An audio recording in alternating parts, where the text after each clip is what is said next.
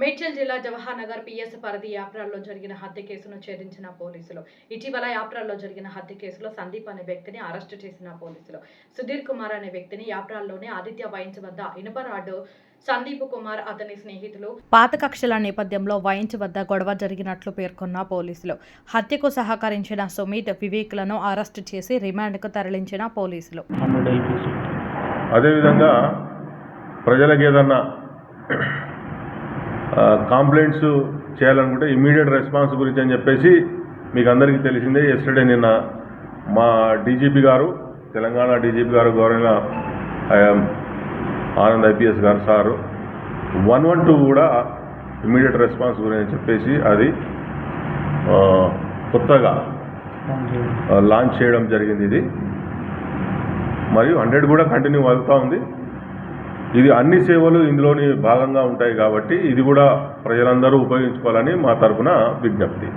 Thank you. కొట్లాట case ఉంది, అందువల్ల దాని మీద రౌడీ షీట్ కూడా ఓపెన్ చేస్తున్నాం. ముగ్గురు మీద రౌడీ షీట్ ఓపెన్ చేస్తున్నాం.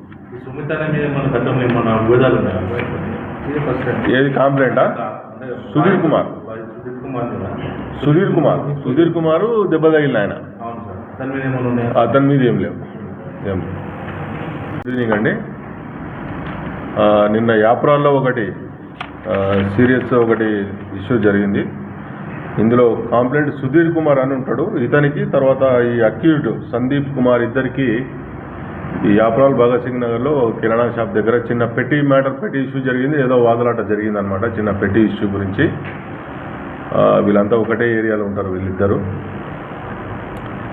అయితే ఆ సంఘటన మనసులో పెట్టుకొని మధ్యాహ్నం నిన్న అందాదా మధ్యాహ్నం 12 గంటలకు ఈ సుధీర్ కుమార్ కంప్లైంట్, తర్వాత అతని ఫ్రెండ్ ఇంకొకతను ఇద్దరు అక్కడ మన ఆదిత్య వైన్ షాప్లో అక్కడ ఉన్నప్పుడు వైన్ షాప్లో తీసుకుంటున్నప్పుడు అక్యూజ్డ్ సందీప్ కుమార్ ఎలియాస్ ఉక్తాస్ ఇతని పేరు. ఈ మార్నింగ్ జరిగిన ఈ వివాదాన్ని దృష్టిలో ఉంచుకొని అతని మీద కక్ష పెంచుకొని అతన్ని ఏదో ఒకటి చేయాలని చెప్పేసి ఒక రాడ్ తీసుకొని వచ్చేసి అతను ఆ రాడ్తో ఇనుప రాడ్తో అటాక్ చేసి తీవ్రంగా తల మీద కొట్టడం వల్ల ఈ సుధీర్ కుమారు అన్కాన్షియస్ అయితే అపస్మారక స్థితిలోకి వెళ్తే ఇమీడియట్గా అతన్ని గాంధీ హాస్పిటల్కు షిఫ్ట్ చేయడం జరిగింది. ఇతనితో పాటుగా మనకు ఇద్దరు వ్యక్తులు ఎస్ వివేక్ మరియు సుమిత్ రాఘవన్, వీళ్ళు ముగ్గురు అసోసియేట్స్ అయ్యి వీళ్ళని ఇతని మీద అటాక్ చేశారు. తర్వాత అక్కడ గాంధీ హాస్పిటల్కి వెళ్ళి మా రాము ఎస్ఐ అక్కడ పోయి స్టేట్మెంట్ రికార్డ్ చేసి ఈ అటెంప్ట్ మర్డర్ కేసు రిజిస్టర్ చేయడం జరిగింది.